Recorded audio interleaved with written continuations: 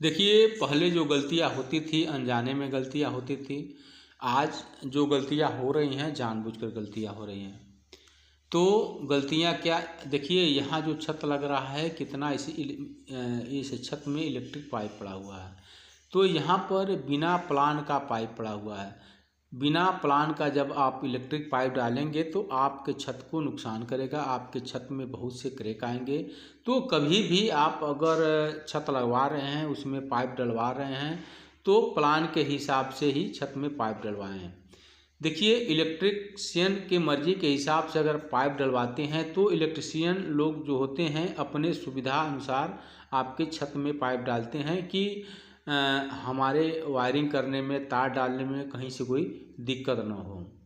तो वह तो आप अपने सुविधा अनुसार जो इलेक्ट्रिक पाइप डाल देते हैं, अधिक से अधिक पाइप डाल देते हैं कि ताकि हमको आगे चल कर के दिक्कतों का सामना न करना पड़े।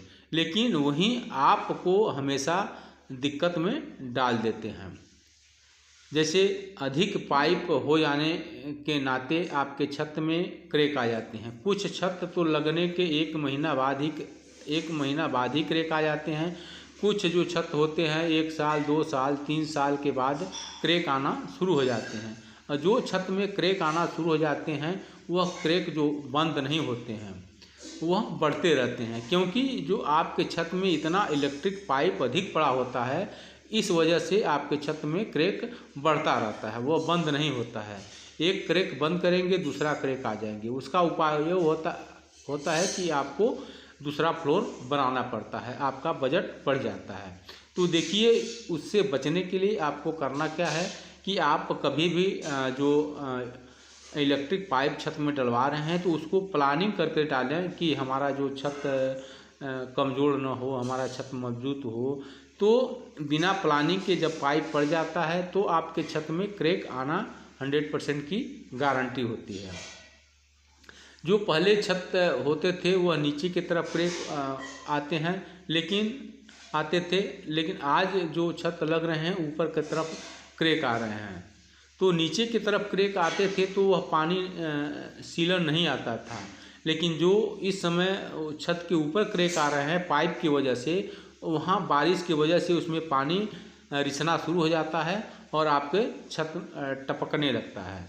तो देखिए, कभी भी आप इलेक्ट्रिक पाइप डलवाते हैं तो प्लानिंग के हिसाब से डलवाएं। और आप जो जितना अधिक अगर पाइप है तो इस हिसाब से छत की मोटाई करना है। अगर मान लीजिए आपके छत में नॉर्मल पाइप पड़ा हुआ है, प्लान के हिसाब से पाइप पड़ा हुआ है, तो आप 5 इंची से छत की मोटाई कम न रखें। अगर आपके छत में बिना प्लान का पाइप अधिक पड़ गया है तो उसकी जो मोटाई आपको 6 इंची रखनी होगी। अगर 6 इंची नहीं रखेंगे तो आपका जो छत में क्रैक आ जाएगा और 100% की गारंटी है कि क्रैक ज़रूर आएगा। तो होता क्या है कि मान लीजिए आप पाइप अधिक डालते हैं और ढलाई कम कर देते हैं, सरिया जो आप छत में कम डालते हैं, तो क्या होता है कि आगे चल कर के कमरा नीचे की तरफ झुक जाता है।